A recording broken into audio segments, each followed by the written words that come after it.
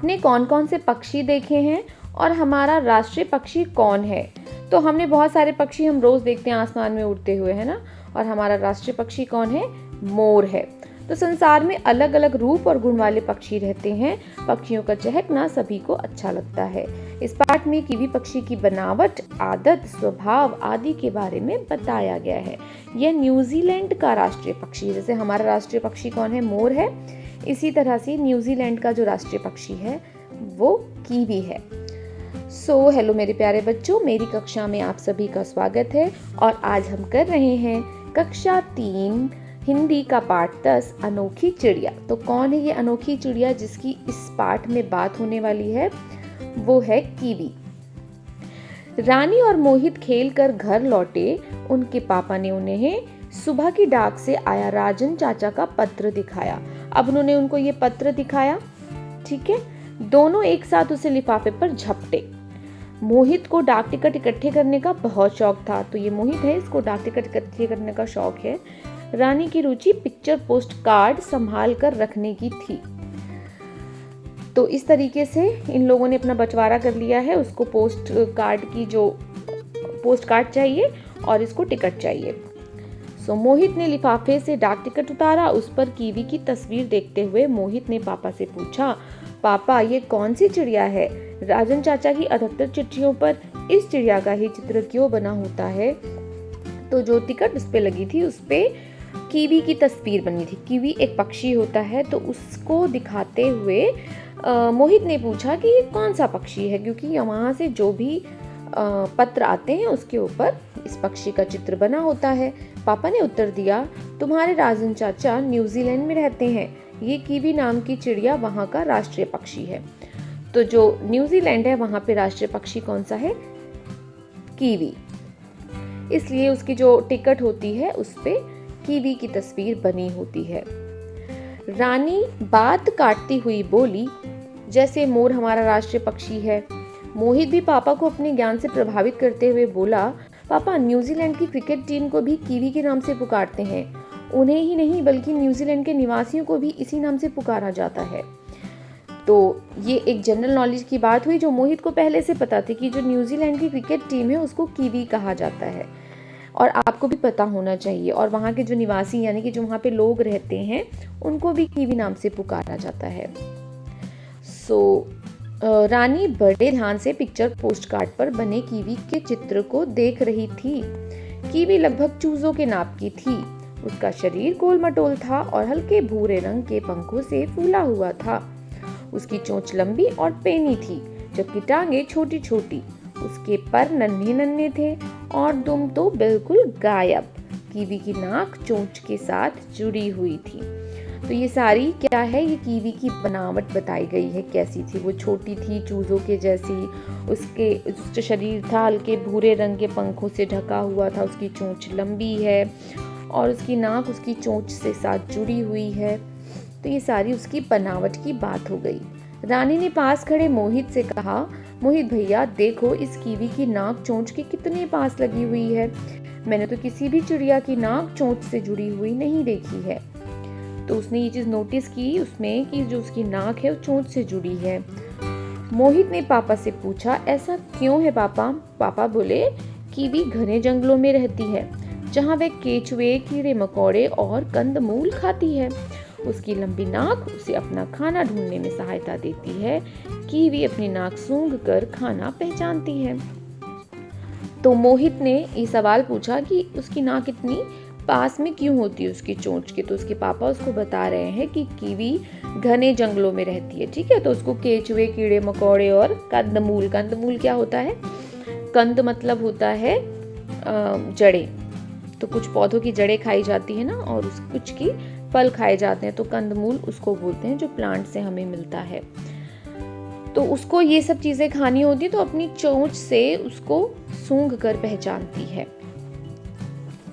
फिर है, रानी ने आश्चर्य से पूछा, पापा फिर तो ये बहुत अजीब चिड़िया होगी। पापा ने हंसते हुए उत्तर दिया, कीवी एक बहुत शर्मीले स्वभाव की चिड़िया है। यदि वे किसी व्यक्ति को देख ले तो भाग खड़ी होती है और जाकर लंबी लंबी झाड़ियों में जा छिपती है। हाँ, इसकी एक विशेषता ये है कि इसे उड़ान भरनी नहीं आती। तो एक कीवी एक ऐसी चिड़िया है जो क्या करती है, उड़ नहीं पाती है, ठीक है, और वो बहुत शर्मीले स्वभाव की होती है जो देखकर भाग जाती है। कुछ पक्षी होते हैं ना जो मिक्स, जैसे कि कबूतर है वो नहीं भागता है, तो इस तरीके से कुछ पक्षी होते हैं जो भाग जाते हैं और कुछ नहीं भागते हैं, तो इसलिए उसको शर्मीले स्वभाव की कहा गया है। मोहित ने पापा से फिर पूछा, पापा कीवी जैसी और कौन सी चिड़िया है जो उड़ नहीं सकती? तो वैसे तो पक्षी हैं, उनके पंख हैं तो उनको उड़ना चाहिए, लेकिन बहुत सारे पक्षी ऐसे भी हैं जो उड़ नहीं सकते, तो मोहित उनके बारे में जानना चाहता है। तो ये यहाँ पे है एमू और रिया। पापा बोले, एमू और रिया ये सब चिड़िया भी ऑस्ट्रेलिया और न्यूजीलैंड में पाई जाती है। रानी और मोहित एक साथ बोले, पापा अब जब हम राजन चाचा को पत्र लिखेंगे तब इनसे इन चिड़ियों के बारे में भी पूछेंगे और उनके चित्र मंगवाएंगे। तो वो इनके बारे में और जानना चाहते हैं, इसलिए वो कह रहे हैं कि हम अपने राजन चाचा से इनके चित्र मंगवाएंगे और पत्र में इनके बारे में पूछेंगे। पापा मुस्कुराते हुए बोले, पहले अपने राजन चाचा को एक अच्छा सा धन्यवाद का पत्र तो लिखो, वे भी तुम्हारे पत्र की प्रतीक्षा में होंगे। तो उन्होंने पत्र लिखा है, इसलिए बच्चों को समझा रहे हैं कि पहले आप उनका उत्तर दे दो, क्योंकि वो आपके पत्र का इंतजार कर रहे होंगे। इसके बाद है अभ्यास। यहाँ पे कुछ शब्द अर्थ है, जैसे पत्र को क्या होता है, पत्र का अर्थ होता है चिट्ठी। राष्ट्रीय मतलब राष्ट्र से जुड़ा हुआ, पक्षी चिड़िया, प्रभावित जिस पर असर पड़ा हो, टीम दल समूह, निवासी रहने वाले, पैनी तेज या शाप, दुम पूंछ, प्रतीक्षा, इंतजार, शर्मीला, संकोची। यहाँ पे टिप्पणी और श्रुतलेख है। कंदमूल एक ऐसी जड़ जिसे भूनकर उबालकर खाते हैं। श्रुतलेख लिफाफे, इकट्ठी पिक्चर, पोस्ट कार्ड, श्रुतलेख शब्द हैं जिनकी आपको प्रैक्टिस करनी है। इसके बाद है मौखिक और लिखित प्रश्न, जिसके उत्तर हम देख लेते हैं। तो मौखिक प्रश्न कुछ इस प्रकार है। प्रश्न का है, डाक से किसका पत्र आया? तो उत्तर है डाक से राजन चाचा का पत्र आया। प्रश्न खा है, रानी की रुचि किसमें थी? उत्तर इस रानी की रुचि पिक्चर पोस्ट कार्ड इकट्ठा करने में थी, है ना, और मोहित की किसमें थी? डाक टिकट को इकट्ठा करने में। कीवी कहाँ का राष्ट्रीय पक्षी है? तो कीवी न्यूजीलैंड का राष्ट्रीय पक्षी है। न्यूजीलैंड के निवासियों को किस नाम से पुकारा जाता है? न्यूजीलैंड के निवासियों को कीवी नाम से पुकारा जाता है। कीवी का स्वभाव कैसा होता है? उत्तर है कीवी शर्मीले स्वभाव की चिड़िया है। फिर है लिखित प्रश्न, जिसमें कि प्रश्न का है, कीवी की तस्वीर देखकर मोहित ने पापा से क्या पूछा? तो उत्तर होगा कीवी की तस्वीर देखकर मोहित ने पापा से पूछा कि ये कौन सी चिड़िया है। उत्तर प्रश्न खा, कीवी की शारीरिक बनावट कैसी होती है? 3-4 पंक्तियों में लिखो। तो कीवी का शरीर गोल मटोल और हल्के भूरे रंग के पंखों से फूला होता है। चोंच लंबी पेनी तथा नाक से जुड़ी हुई होती है। टांगे छोटी, पंख नन्हे नन्हे होते हैं। दुम तो लगभग गायब होती है। तो ये बनावट हमने इस पाठ में पढ़ी थी। प्रश्न गा है, कीवी कहाँ रहती है और क्या क्या खाती है? तो उत्तर है कीवी घने जंगलों में रहती है। वह केचुए, कीड़े मकोड़े और कंदमूल खाती है। प्रश्न घ है, ऐसे पक्षियों के नाम लिखो जो उड़ नहीं सकते और बताओ कि वे पक्षी कहाँ पाए जाते हैं। तो उत्तर क्या है? कीवी, एमू और रिया ये सभी चिड़िया उड़ नहीं सकती। ये चिड़िया ऑस्ट्रेलिया और न्यूजीलैंड में पाई जाती है। तो ये हो गए लिखित और मौखिक प्रश्न। तो अब मौखिक और लिखित प्रश्नों के बाद क्या है? सही उत्तर चुनकर चिन्ह लगाना है, जिसमें कि क है, मोहित को क्या इकट्ठा करने का शौक था? चिट्ठी, डाक टिकट, तस्वीर या फिर फूल? तो मोहित को डाक टिकट इकट्ठी करने का शौक था। ख है, कीवी की नाक किस काम में उसकी सहायता करती है? रक्षा करने में, खाना खाने में, खाना ढूंढने में या उड़ने में? तो खाना ढूंढने में उसकी मदद करती है। ग है, कीवी खुद को बचाने के लिए कहाँ जाकर छिपती है? पेड़ों पर, अपने घोंसलों में, लोगों के घरों में या फिर लंबी लंबी झाड़ियों में? तो इसका लास्ट वाला ऑप्शन यानी कि लंबी लंबी झाड़ियों में सही है। मूल्य परक प्रश्न है, गर्मियों में पक्षियों की मदद करने के लिए आप क्या करेंगे? तो गर्मियों में पक्षियों की मदद करने के लिए हम उनको क्या करेंगे? दाना देंगे, खाना मतलब खाने के रूप में उनको दाना देंगे और पीने के लिए पानी एक किसी भी पॉट में भरकर रखेंगे। नेक्स्ट इज भाषा ज्ञान, दिए गए शब्दों में सही शब्द चुनकर खाली स्थान भरो। तो रानी और मोहित एक साथ डैश पर झपटे। तो लिफाफा और लिफाफे दो चीज है, तो यहाँ पे एक साथ लिफाफा पर झपटे गलत होगा, तो क्या सही होगा? लिफाफे पर झपटे। इसी तरह से नेक्स्ट है, कीवी लगभग डैश के नाप की थी। चूजों के नाप की थी या चूजा के नाप की थी? तो इसमें आएगा कीवी लगभग चूजों के नाप की थी। ग है, कीवी का शरीर हल्के भूरे रंग के डैश से भरा था, पंख या फिर पंखों। कीवी का शरीर हल्के भूरे रंग के पंखों से भरा था।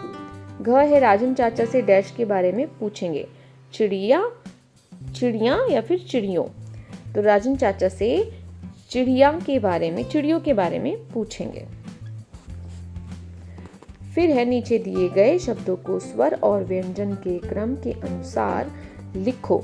तो जैसे इंग्लिश डिक्शनरी में होता है, जो अल्फ़ाबेट पहले आता है वो पहले लिखा होता है, जैसे कि A to Z जाते हैं, इसी तरीके से हिंदी में भी होता है। और अगर कहीं A सेम है तो क्या करते हैं, नेक्स्ट वाला लेटर देखते हैं। इसी तरह से यहाँ पे पहले मात्रा को देखेंगे, फिर अगला वाला अक्षर देखेंगे। तो इस तरीके से इसको बनाया जाता है।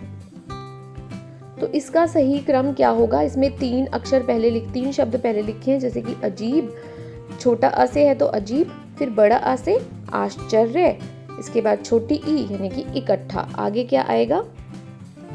तो इसका जो सही क्रम होगा वो ये है, अजीब, आश्चर्य, इकट्ठा, उड़ान, गोल मटोल, एक, डाक, तस्वीर, पक्षी, बात, मोहित, राष्ट्रीय, लंबी और सहायता। तीसरा है, दिए गए शब्दों से वाक्य बनाओ। पहला शब्द है लिफाफा। डाकघर से लोग लिफाफे, टिकट आदि खरीदते हैं। अगला है टिकट। मोहित को डाक टिकट इकट्ठे करने का बहुत शौक था। जंगल, कीवी घने जंगलों में रहती है। स्वभाव, कीवी शर्मीले स्वभाव का पक्षी माना जाता है। फिर है, सही विशेषण चुनकर खाली स्थान भरो। अब यहाँ ऊपर बॉक्स में आपको ऑप्शंस दिए हुए हैं, बस आपको यहाँ पर लिखना है। तो पक्षी के साथ क्या आएगा? राष्ट्रीय पक्षी। पंख, नन्हे नन्हे पंख। टांगे, छोटी छोटी टांगे। पैनी चोंच पहले से लिखा हुआ है। घना जंगल, लंबी नाक और शर्मीला स्वभाव। तो इस तरीके से ये पूरा हो जाएगा। फिर है, पढ़ो और समझो। तो यहाँ पे क्या है कि क ख ग घ अंगा। तो जो ये वाली लाइन है, इसका जो पंचम वर्ण होता है, जब हम इसको बिंदी के रूप में लगाते हैं तो इसका पंचम वर्ण लगता है। ठीक है, तो क ख ग की लाइन में जो आ रहा है वही यहाँ पे लगेगा। च छ ज झ, इसमें क्या आता है? इया आता है। तो जो पीछे वाला है, यानी कि जिसके ऊपर आधा अक्षर लग रहा है, उसको देखेंगे। ये च है, तो च की लाइन में पंचम वर्ण कौन सा है? इया है, तो आधा जो लगेगा वो इया लगेगा। इसी तरीके से ट ठ ड ढ अणा, उसमें क्या लगेगा? अणा लगेगा। तो जिस भी लाइन के हैं उसका पंचम वर्ण ही उसके ऊपर आधे अक्षर के रूप में लगता है। आगे चलते हैं। ये ट वर्ग का दिया है ना, ये लास्ट वाला है, तो यही लगेगा सब में। इसमें न है तो त थ द ध, या इसमें से कुछ भी लास्ट में आ रहा है तो आधा न लगेगा। इसी तरीके से प फ ब भ म में म लगेगा, जैसे प पे म, ब पे म, भ पे म। इस तरीके से आपको यहाँ पे इसके ऊपर बिंदी लगानी है। तो दंत में किसके ऊपर बिंदी लगेगी? द के ऊपर। जहाँ आधा अक्षर लग रहा होता है ना, उससे जस्ट पहले वाले अक्षर पे लगती है। घंटा में घ के ऊपर बिंदी लगेगी। मंचन पे म के ऊपर, चंपक पे च पे, कंघा पे क पे, अंदर में अ पे। फिर है विषय संवर्धन गतिविधियां। मोर के विषय में 4 वाक्य लिखने हैं। आप कुछ भी लिख सकते हैं कि मोर हमारा राष्ट्रीय पक्षी है, मोर देखने में बहुत ही सुंदर होता है, और मोर के पंखों का इस्तेमाल घर को सजाने के लिए किया जाता है, और मोर कैसा पक्षी है? एक उड़ने वाला पक्षी है। दूसरा है, अपने घर के आसपास आने वाले पक्षियों के चित्र एक चार्ट पर चिपकाओ और उनके नाम लिखो। चार्ट को अपनी कक्षा में लगाओ। ये आपको खुद से करना है। तो ये हो गया हमारा पार्ट यहाँ पे समाप्त। I hope you like this video. Thanks for watching.